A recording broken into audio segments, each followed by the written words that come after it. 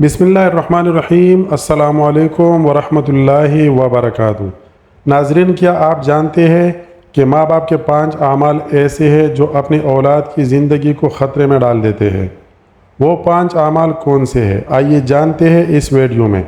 ناظرین، ایک دفعہ ایک عورت نے حضرت علی رضی اللہ تعالیٰ عنہ سے پوچھا، کیا ایسی بھی میرے کوئی اعمال ہو سکتے ہیں جو میرے اولاد کے لیے خطرے کا باعث بن سکتے ہوں؟ تو حضرت علی رضی اللہ تعالیٰ عنہ نے اس عورت سے فرمایا کہ ماں باپ کے 5 اعمال ایسے ہیں جو کہ اولاد کو موت کے منہ تک لے جاتا ہے۔ وہ 5 اعمال یہ ہے۔ صحیح مسلم کی حدیث میں یہ بات روایت ہے کہ حضرت محمد صلی اللہ علیہ وآلہ وسلم نے فرمایا، اگر میں اپنے ماں کو اس دنیا میں زندہ پاتا اور اگر میں عشاء کی نماز میں مسئلے پر بیٹھا ہوتا اور فرض نماز پڑھ رہا ہوتا اور میری ماں مجھے پیچھے سے آواز دیتی محمد، تو میں نماز توڑ کر انہیں لبیک کہتا۔ ایک دفعہ حضرت علی رضی اللہ تعالیٰ عنہ اپنے حجرے میں بیٹھے ہوئے تھے کہ ایک بوڑھی عورت آئی اور عرض کرنے لگی کہ اے امیر المؤمنین، میرے 2 ہی اولادیں ہیں، ایک بیٹا اور دوسری بیٹی، وہ دونوں ہی نافرمان ہیں اور وہ دونوں اکثر بیمار رہتے ہیں۔ میری بیٹی کا رشتہ لینے کے لیے کوئی بھی تیار نہیں اور بیٹے کو کوئی رشتہ دینے کے لیے تیار نہیں۔ میں ایسا کون سا عمل کروں جس سے ان دونوں کی زندگی میں برکت آئے اور وہ میرے نافرمانی کرنا بھی چھوڑ دے، کیونکہ وہ دونوں نافرمان ہیں، میرا کہا نہیں مانتے، میرا بیٹا شراب بھی پیتا ہے، نماز بھی نہیں پڑھتا اور دیگر گناہ بھی کرتا ہے، وہ دونوں دین اسلام سے مطابقت نہیں رکھتے۔ اے امیر المؤمنین، مجھے کوئی ایسا عمل بتائے جس سے وہ دونوں راہ راست پر آ جائے، دونوں کے رشتے بھی ہو جائے اور دونوں صحت مند بھی ہو جائے۔ حضرت علی رضی اللہ تعالیٰ عنہ نے اس عورت سے فرمایا کہ ماں باپ کے 5 ایسے گناہ جن کی سزا اولاد کو بھی ملتی ہے، وہ 5 عمل ایسے ہیں جس سے اولاد کا تعلق جڑ جاتا ہے۔ حضرت علی رضی اللہ تعالیٰ عنہ نے فرمایا، اگر ماں باپ یہ عمل کرتے ہیں تو ان کے عملوں کی وجہ سے اولاد بھی اس جرم میں شریک کر دی جاتی ہے۔ اس خاتون نے پوچھا، وہ 5 عمل کون سے ہیں؟ حضرت علی رضی اللہ تعالیٰ عنہ نے فرمایا، وہ 5 عمل یہ ہے۔ نمبر 1، جس گھر میں والدین قرآن مجید کو سمجھنے کے باوجود بھی اس کی تلاوت نہ کرے تو ایسے والدین کو اللہ تعالیٰ کے عذاب کی مستحق تو ہوتی ہے، لیکن اس کی سزا ان کی اولاد کو بھی ملتی ہے۔ ایسے والدین کی اولاد نافرمان، بے حیا اور بد کردار ہو جاتی ہے۔ آپ اپنے گھروں میں دیکھیے کہ قرآن مجید کو، جو اللہ تعالیٰ کی آخری کتاب ہے اور محمد مصطفیٰ صلی اللہ علیہ وآلہ وسلم پر نازل ہوئی، جو کہ قیامت تک مسلمانوں کے لیے ہدایت کا سرچشمہ ہے، لیکن افسوس کہ ہم قرآن مجید کو صرف رمضان المبارک میں ہی پڑھتے ہیں، یا پھر جب کوئی فوتگی ہو جائے تو قرآن مجید ہمارے گھروں میں موجود ہوتا ہے۔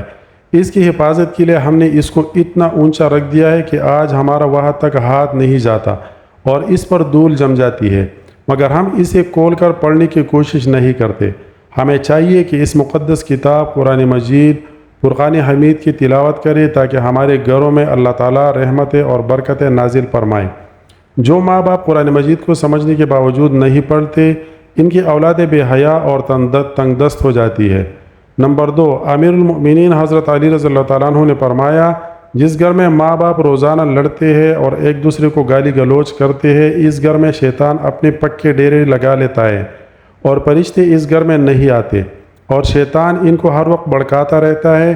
آپ خود سوچئے کہ جس گھر میں ہر وقت شیطان کا بصیرہ ہو اور فرشتے بھی وہاں نہ آئے تو ایسا گھر تو جہنم کی مانند ہوگا۔ حضور نبی کریم صلی اللہ علیہ وآلہ وسلم کا فرمان ہے کہ ایک دوسرے کو گالیاں دینا اسلام میں حرام ہے۔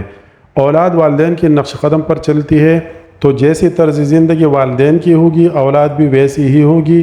جن بچوں نے ساری عمر اپنے والدین کو لڑائی جھگڑا کرتے ہوئے، گالیاں دیتے ہوئے دیکھا، تو ایسے اولاد سے والدین کیسی کسی اچائی کی امید کر سکتے ہیں کہ ان کی اولاد فرمان بردار ہوگی؟ اس لیے حضرت علی رضی اللہ تعالیٰ عنہ نے فرمایا کہ ماں باپ کو چاہیے کہ وہ اپنی زندگی مکمل طور پر دین اسلام کی اصولوں کے مطابق گزارے تاکہ ان کی اولاد کی تربیت درست طریقے سے ہو۔ اس طرح آپ کی اولاد نافرمان اور بے حیا نہیں ہوگی۔ اپنی بیٹیوں کو حضرت فاطمہ الزہرا رضی اللہ تعالیٰ عنہ اور حضرت عائشہ صدیقہ رضی اللہ تعالیٰ عنہ کی طرز زندگی کے متعلق بنایا کرے تاکہ ہماری بیٹیاں باحیا اور باپردہ اور باکردار ہو۔ نمبر 3، حضرت علی رضی اللہ تعالیٰ عنہ فرماتے ہیں کہ ماں باپ کے بے پردگی کی وجہ سے ان کے اولادوں پر بیماریوں کا حملہ ہوتا ہے۔ حدیث صحیح بخاری میں حضرت ابو ہریرہ رضی اللہ تعالیٰ عنہ سے روایت ہے کہ نبی کریم صلی اللہ علیہ وآلہ وسلم نے فرمایا، کہ پردہ عورت پر واجب ہے جبکہ بے پردہ عورت پر جہنم واجب ہے۔ جس گھر میں بے حیا اور بے پردگی عروج پر ہوتی ہے تو اللہ تعالیٰ کے فرشتے ایسے گھروں میں رہنے والے لوگوں کے لیے بد دعا کرتے ہیں اور شیطان ایسے گھروں کو اپنا بصیرہ بنا لیتے ہیں۔ یہی نہیں بلکہ پریشانیاں اور مصیبتیں ایسے اولاد کا مقدر بنتی ہے۔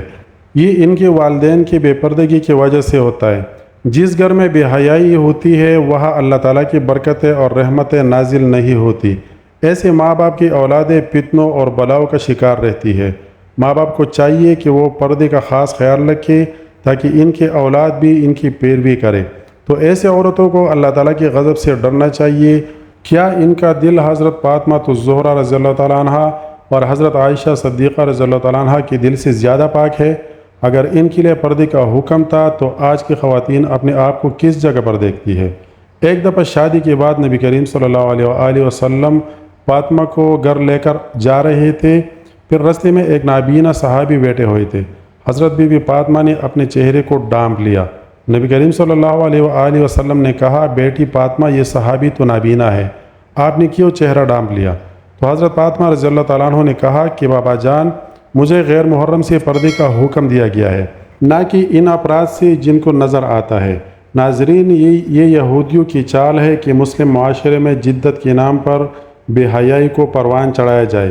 لہٰذا اس دور میں جتنا ہو سکے اپنے اولاد کو صحابہ کرام اور اہل بیت کی زندگیوں کے متعلق بتائے۔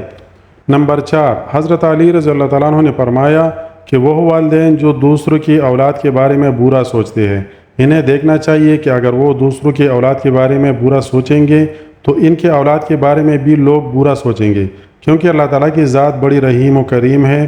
اللہ تعالیٰ اپنے بندوں سے 70 ماؤں سے زیادہ محبت کرتا ہے۔ اگر تم کسی کی اولاد کو پریشانی میں ڈالو گے تو اللہ تعالیٰ وہی نظریہ تمہارے اولادوں پر مسلط فرما دیتے ہیں، کیونکہ جیسا کرو گے ویسا بھرو گے۔ جیسا تم کسی کی بیٹی کے بارے میں چاہتے ہو اللہ تعالیٰ ویسا ہی تمہاری بیٹی کے ساتھ کرتا ہے۔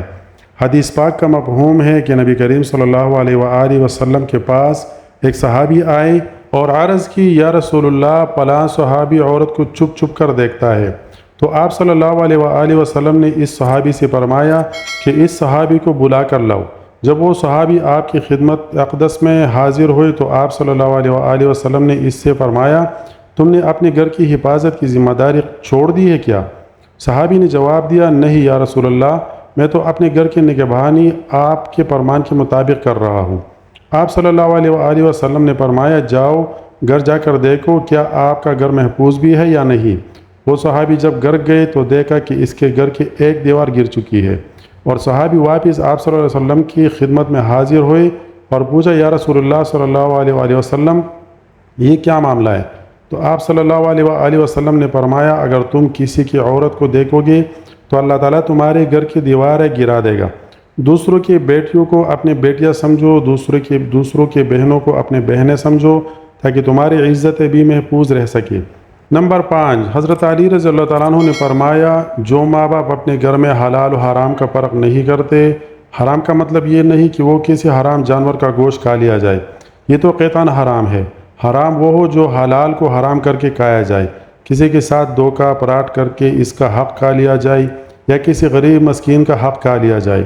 یعنی جو بندہ اپنی اولاد کو حرام کی کمائی کھلاتا ہے، چاہے وہ حرام کی کمائی جس طرح سے بھی کی گئی ہو، تو اولاد نافرمان، بے حیا اور بیماریوں میں مبتلا ہو جاتی ہے۔ آج کل یہ بیماری ہمارے معاشرے میں عام ہو گئی ہے کہ حرام کھانے والے اسے حلال سمجھ کر کھا رہے ہوتے ہیں اور دل ہی دل میں فخر کرتے ہیں کہ ہمارے پاس پیسہ ہے، حالانکہ ان کو یہ نہیں پتہ ہوتا کہ اپنے لیے آخرت کا عذاب اکٹھا کر رہے ہیں۔ اللہ تعالیٰ سے دعا ہے کہ اللہ تعالیٰ ہم سب کو اپنے بچوں کو حق حلال کی روزی کھلانے کی توفیق عطا فرمائے، آمین ثم آمین، اور اپنے والدین کا فرمان بردار بنائے، آمین۔ ناظرین، اگر ویڈیو اچھی لگی ہو تو ویڈیو کو لائک اور شیئر ضرور کیجیے گا اور چینل کو سبسکرائب ضرور کیجیے گا، تاکہ اس طرح معلوماتی ویڈیو آپ تک روزانہ کی بنیاد پر وقت پر ملتے رہے۔ ملیں گے اس کے بعد کسی دوسری اچھی سی ویڈیو میں۔ اللہ حافظ، اللہ نے کے بان، اللہ تعالیٰ آپ سب کا حامی و ناصر ہو۔